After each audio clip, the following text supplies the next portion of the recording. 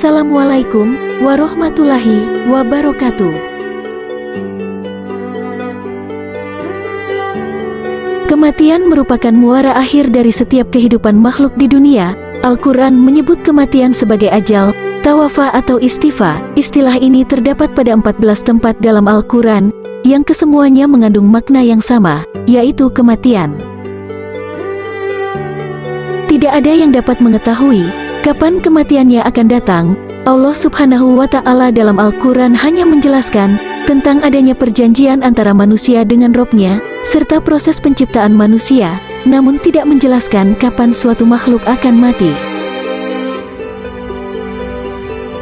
Al-Quran juga menjelaskan tentang adanya sebab-sebab seseorang akan mengalami kematian, seperti terbunuh, sakit, dan kecelakaan. Kesemuanya menjadi cara seseorang menuju kematian. Lantas, bagaimana gambaran saat nyawa dicabut? Simak videonya sampai selesai, agar tidak salah faham.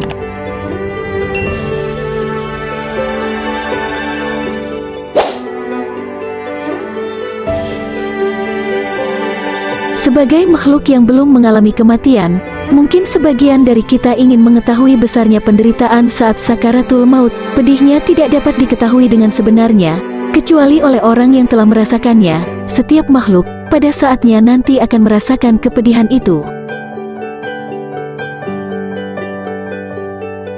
Dalam penuturan Sang Hujatul Islam Imam Ghazali, mengenai kala ajal menjelang dalam Ihya Ulumuddin, Sang Imam menyebut sakaratul maut hanya akan dialami makhluk yang memiliki ruh. Ruhlah yang sejatinya merasakan kepedihan sakaratul maut. Jika badan seseorang terkena luka, bekas kepedihan fisik itu akan menjalar sampai ke ruh. Jika ia terbakar, rasa sakit yang dialami badan juga akan terasa oleh ruh. Saat kepedihan pencabutan nyawa menyerang ruh, rasanya akan menenggelamkan semuanya.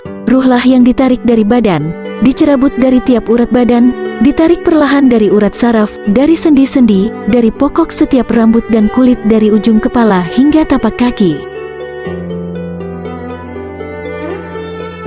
Manusia pada hari itu benar-benar kesusahan. Seorang penyair pernah berkata tentang sakaratul maut, sungguh kematian itu lebih sakit daripada pukulan dengan pedang, gergajian dengan gergaji, dan guntingan dengan gunting. Sakit pada fisik hanya akan terasa jika ada ruh di dalamnya, sebab rasa sakit pada fisik hanya dirasakan oleh ruh. Lalu, apa jadinya jika ruh itu sendiri yang dicabut?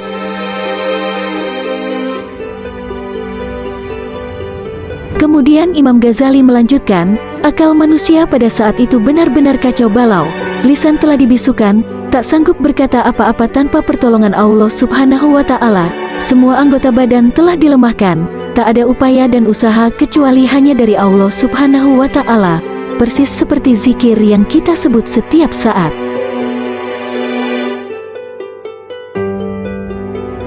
Jika saja ia mampu berteriak, ia akan berteriak karena rasa sakitnya.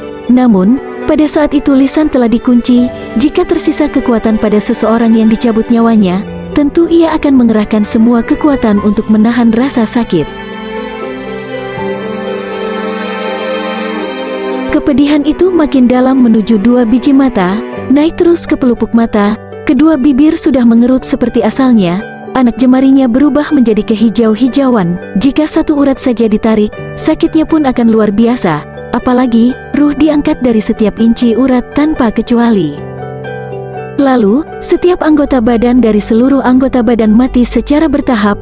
Dinginlah kedua tapak kakinya, lalu ke betisnya, kemudian menjalar ke pahanya. Dari setiap badan, ada anggota yang sekarat tahap demi tahap hingga mencapai kerongkongannya. Jika sudah seperti ini, terputuslah pandangannya pada dunia dan ditutup baginya pintu taubat. Rasulullah Shallallahu Alaihi Wasallam bersabda, diterima taubat seorang hamba selama belum sekarat. Hadis riwayat Tirmidzi. Maka, lihatlah kesaksian Ummul Mukminin Aisyah radhiyallahu anha, yang menemani Rasulullah Shallallahu Alaihi Wasallam hingga saat-saat terakhirnya.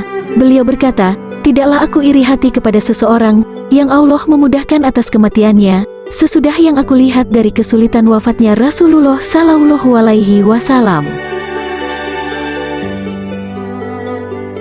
Betapa berat dan pedihnya sakaratul maut itu. Syaddad bin Aus pernah berkata soal kematian, kematian adalah huru-hara yang paling buruk di dunia. Ia lebih sakit dibanding digergaji dengan gergaji atau direbus dalam periuk. Maka, benarlah jika kematian yang tiba-tiba itu sejatinya sebuah kenikmatan. Rasulullah Shallallahu Alaihi Wasallam bersabda, kematian secara tiba-tiba adalah kesenangan bagi orang mukmin dan penyesalan atas orang yang berbuat maksiat. Hadis riwayat Ahmad. Nah sahabat Islamiyah, tidak ada yang lebih baik dibandingkan menyambut kepedihan sakaratul maut dengan terus tegap di atas iman. Sejatinya manusia tak pernah tahu kapankah sakaratul maut itu akan bertamu, dan kepedihan apa yang akan menghadapi. Rasulullah Shallallahu Alaihi Wasallam bersabda, siapa saja yang menyukai perjumpaan dengan Allah, niscaya Allah menyukai perjumpaan dengannya, dan siapa saja yang tidak menyukai perjumpaan dengan Allah, niscaya Allah tidak menyukai perjumpaan dengannya.